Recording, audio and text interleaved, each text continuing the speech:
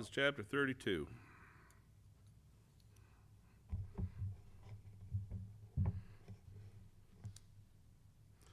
Put a note in here, Exodus chapter 32 and Deuteronomy chapter 9 are both the same exact parallels of the story written from different perspectives.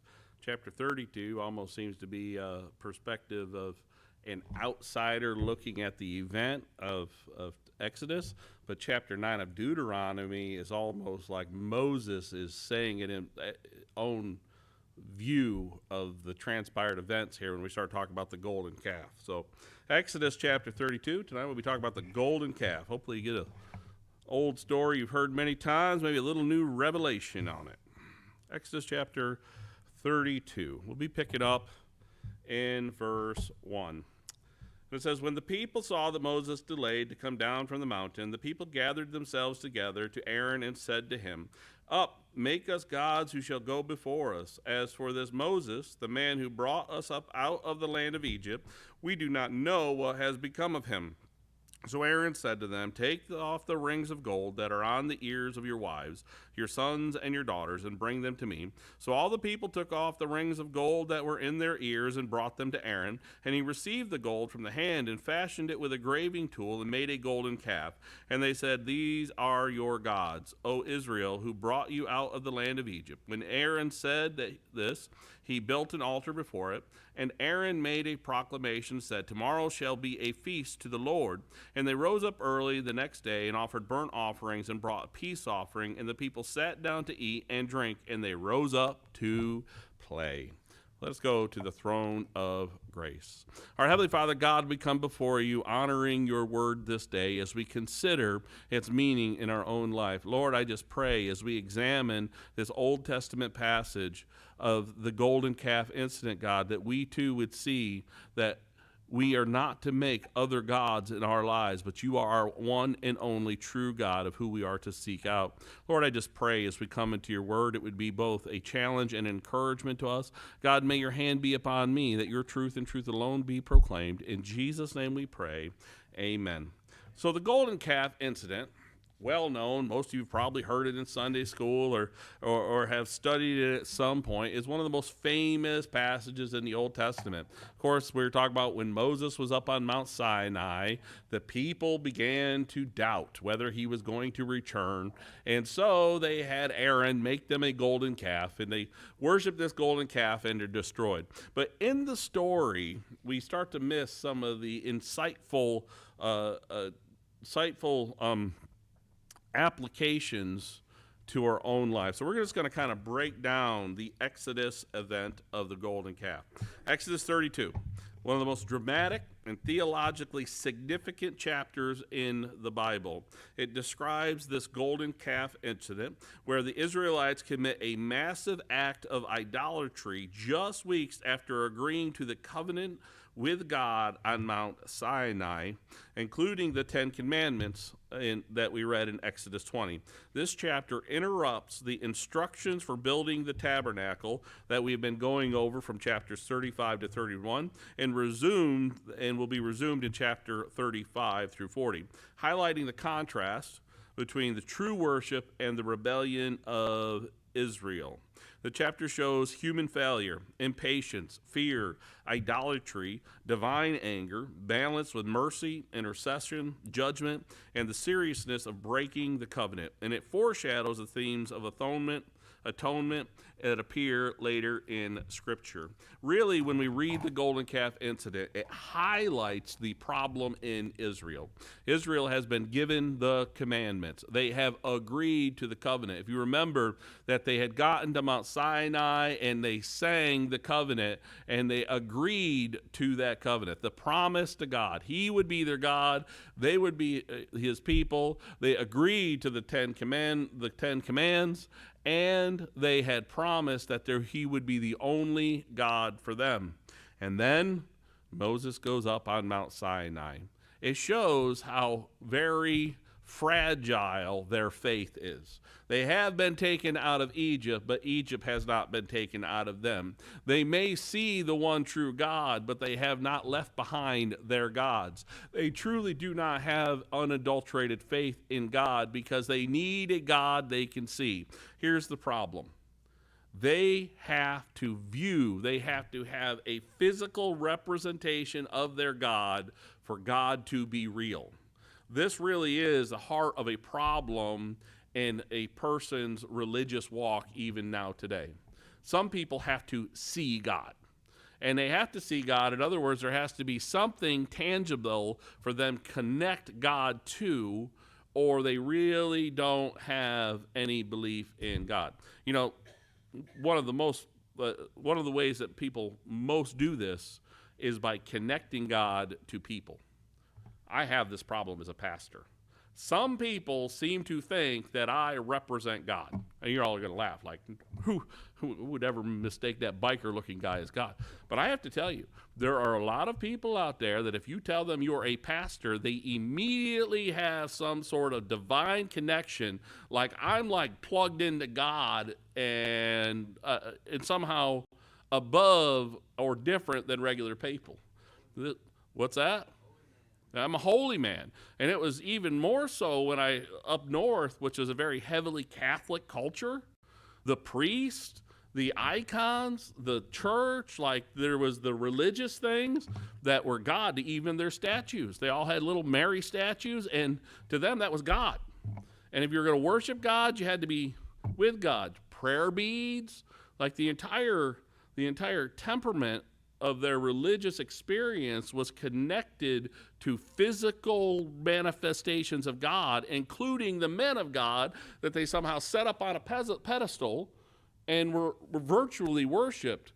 You had to go to that guy to pray for you because, like, my prayers are better than your prayers somehow. And so that's the problem with these Israelites. In Egypt, all the gods that they prayed to in worship were represented by idols or statues or customs that were their gods. And now God brings them out of Israel and says, hey, no graven image. I don't want you. You're not to build a statue. You're not to put an image of me. You are to worship me directly. There's nothing in between man and God. That's problematic for their faith. If you can't put God on a pedestal, if you can't put God on a shelf, how do you know God's there? And so they become very fearful. I think we quite often do the same thing. If you can't tangibly represent God by something, then we somehow fear that maybe God isn't listening or close. You know, I always see, you know, you ever watch a movie where there's a scene where somebody's under great stress and they'll grab their cross necklace and hold on to that cross necklace. Like that's somehow going to get them closer, right? Somehow that's going to save them, that little representation. We have a problem with wanting to put a physical manifestation of God around us for our faith. That is not what God desires. What does God truly desire? Your heart. He wants your devotion. He wants your realization that he is present. He's not abstract. He's not divided from us or up there in the cosmos or up there in heaven someplace while we're here and, you know, we're like mailing him our prayers. That's quite often another movie thing, right? How would our prayers get to God? And, you know, on a computer or through the mail system. There's not a direct relationship. And that's the problem that the Israelite people are having here. They're so used to a physical manifestation of God that they cannot live in relationship with God without having that connection. But it is a violation of the Ten Commandments, of which they were to not have any images of God. And so their fear and their overtakes them in this situation, and they need Aaron to build something. So the first 6 verses here, the people sin, making and worshiping the golden calf. The people, I'm just going to break down what's happening in the first 6 verses. The people grow impatient because Moses has been on Mount Sinai for 40 days and nights. I'm sitting here thinking, it's a month and a half, right? Moses has been gone for a month and a half, and they're already sure that he's not coming back. God has not stopped providing for them. Nowhere does the text insinuate that God has done anything but provide for them while they have awaited Moses. Simply these 40 days were enough for them to question whether Moses was coming back, and they thought God had left them. So they're going to pressure Aaron, Moses' brother, the future high priest, to come and make us gods that shall go before us. For as for this Moses, we do not know what has become of him. That's verse 1. So Aaron collects the gold earrings, the spoils that they had come out of Egypt with, melts them down and fashions a molded calf, a young bull, and the people declare that this is your God, O Israel, that brought you up out of the land of Egypt. Now, it's going to be interesting here. You're going to have two perspectives on what is happening. The people want a physical manifestation of God. Aaron is going to create an idol for them under the pressure of them. Now, Aaron sees the calf as a physical manifestation of Yahweh. But the people are going to view the calf as a god of its own. So we don't often, when we look at the golden calf incident, understand that there's two different perspectives. To Aaron, he is building the calf so that they could worship God. But when the people see the calf, what do they start worshiping? A different god. To them, because they come out of a culture of a multitude of gods, they just see the calf as another god. And so Aaron, as he's proclaiming to them, we're going to make a feast and you're going to worship God. But who are they worshiping? Their own God. A graven image, but not of Yahweh. And here's the thing. Do the Israelite people, are they rejecting Yahweh? This is something we don't often get about the Israelites. The Israelites never actually reject Yahweh. They always worship God. The problem is they take Yahweh and then they'll take this God and put it up there and this God and put it up there. So Yahweh becomes one of the gods that they worship. He's just one among many gods. And that is why the Old Testament continuously says that God is a jealous God. You don't get more gods. To have more gods, he considers a rejection of him as the one true God.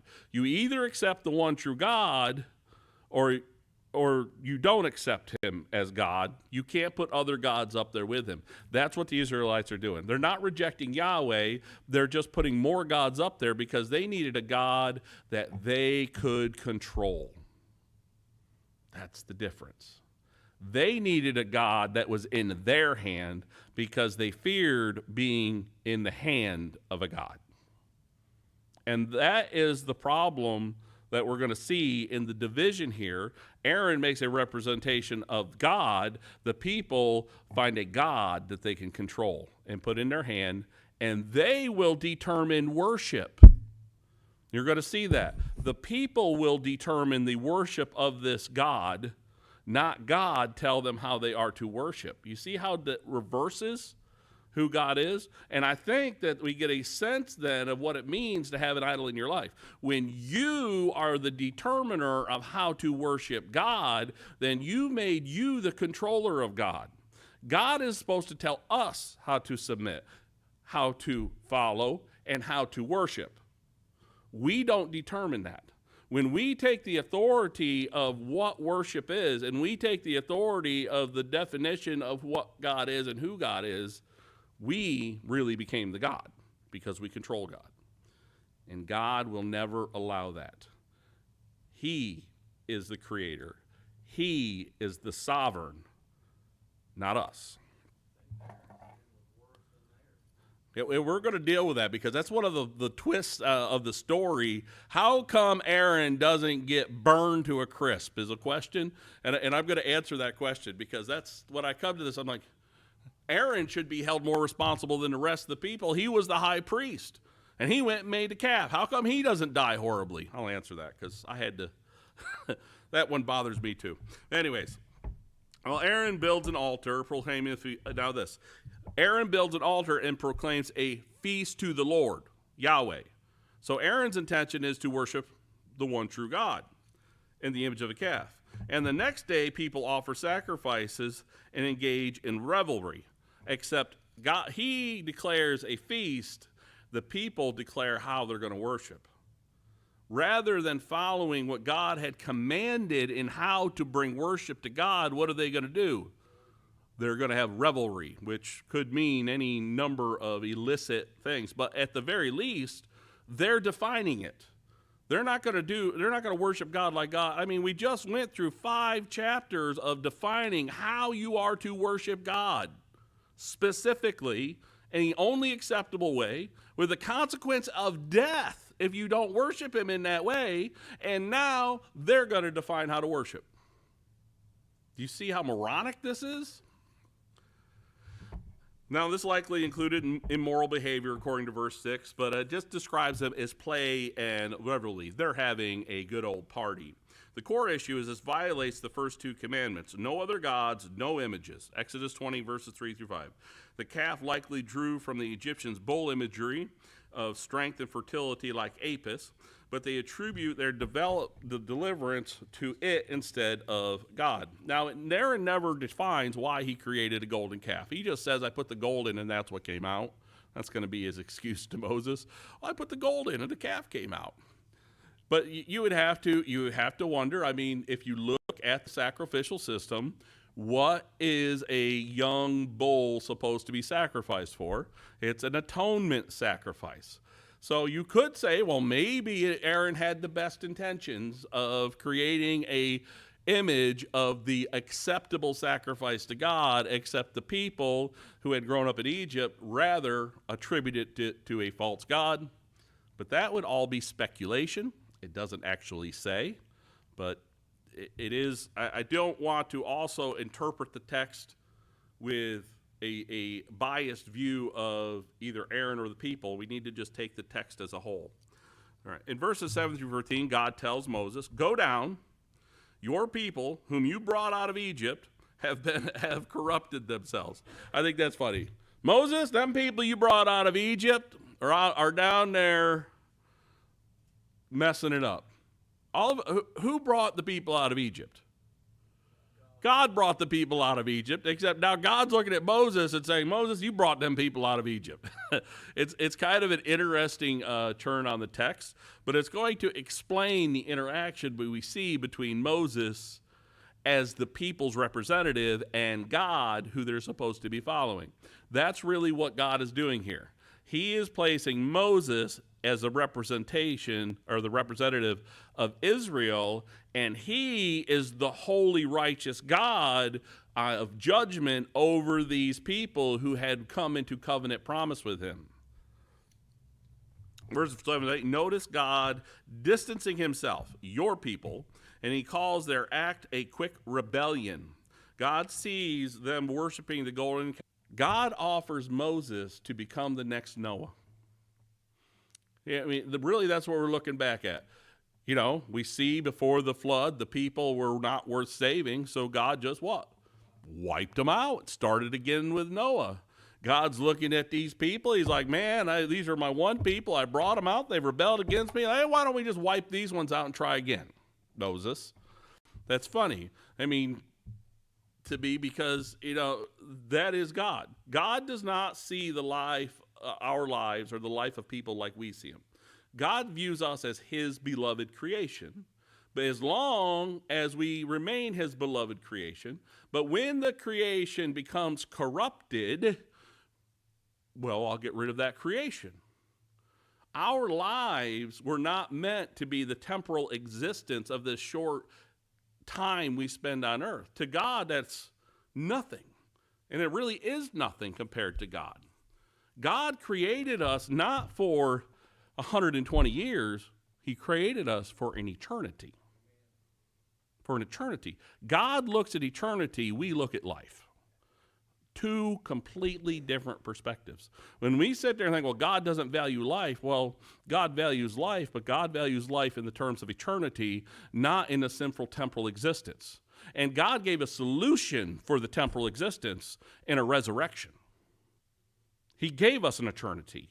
And he made us for eternity, and then he reclaimed us for eternity. God views eternity, not temporal. So he's like, Moses, well, let's just start again here. But Moses is going to intercede. This is one of the most interesting passages. He is going to appeal to God. He is going to argue with God to not destroy the people. And we're going to see God change his mind. This is a theological discussion in seminaries. So he's going to appeal to God. Why? Because of God's reputation to the Egyptians. What would the Egyptians say? God, if you deliver these people out of Egypt and then you just go destroy them, well, what's Egypt going to think of you? So he's going to base mercy upon God's reputation. He's going to remind God of his promises to Abraham, Isaac, and Jacob. He had promised them that it would be their line. Now, technically, I'm not sure that's a violation because Moses is in the line, but not specifically in the line of Jacob. So you could take that either side, but the argument therefore is what? Your reputation and your promises. And that is enough. And it says in verse 14, God relents. He changes his mind about the disaster, showing mercy while still planning consequences. Now here's the question. Does God change his mind? And within the text it would say yes. But I think what we have here going on here was that God had already had a plan. He knew the conversation, but we need to understand the God perspective. That's what this conversation is about. God's perspective about destruction of his people. Does God need Israel? No. Could God at any time make another people? Absolutely. See, there's the thing. Only because of God's love and mercy did Adam and Eve get thrown out of the garden. Do we realize that God kicking Adam and Eve out of the garden was mercy? They deserved death, and instead he gave them the ability to live and be redeemed. It's the same with us. Do we understand that every single person lives on the mercy of God because we deserve death, yet he gives us opportunity for salvation? And so many reject that. And that's what Israel's supposed to be learning here. Is Israel, this violation of the command, the penalty is death, and yet God is long-suffering and merciful. This entire conversation is supposed to highlight the love and mercy of God, even in the face of rebellion from his people. Yes, he was being rhetorical in a way. So God is going to relent. In verses 15 through 20, Moses descends and confronts the sin. Moses comes down with Joshua, carrying the tombstone tablets written by God. Hearing the noise, Joshua thinks it's a war. In other words, they're having a big old party down there, right? I mean, they are whooping it up. Moses recognizes it as an idolatrous singing. What are they down there doing? Singing pagan, ritualistic worship. This is why God is so angry. They asked for a representation of God, and now they're down there singing their songs from Egypt to foreign gods in worship. They're worshiping foreign gods. God is offended. And now Moses, who had just argued on their behalf, can you imagine Moses? He took all that to deliver them out of Egypt, brings them to Mount Sinai. God has showed up, manifested himself to these people, provided for these people manna and water, and taken care of these people, protected these people. He goes up to simply get the writing of God for them. And Moses, the leader, their representation of God, he comes down and he finds the people he's supposed to be leading singing pagan songs to false gods. I'm surprised Moses doesn't go back up and say, okay, you're right, God. Right? I mean, because you imagine the disappointment that Moses must have had at this event? Anger. And not only that, I mean, the just pure, unadulterated ignorance of these Israelites who took took an opportunity to bring false gods back into the people. Well, Moses, in righteous anger, he's angry, smashes the tablets. He's symbolizing the smashing of the tablets wasn't just because he was angry. This ain't like when he hit the stone. This is righteous anger, and it shows how they have broken the covenant promises. They've broken the covenant. What does it mean to break the covenant? Death. They deserve death and judgment. So he burns the calf, grinds it to powder, scatters it on the water, and makes the people drink it. You're asking, why would he do that? He's humiliating them.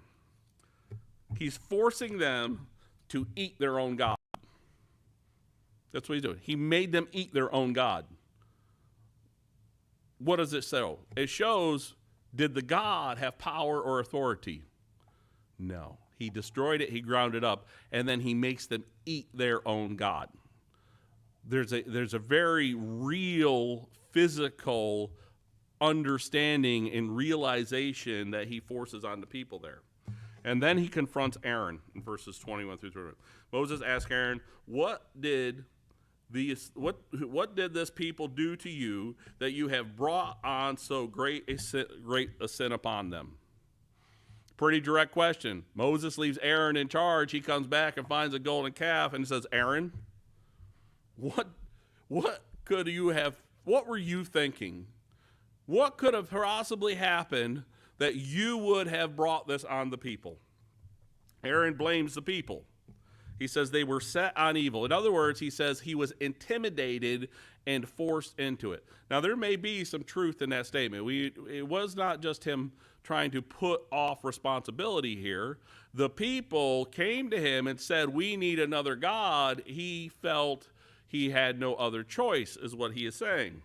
And he gives a weak excuse. I threw the gold into the fire and it came out a calf. He dodges responsibility.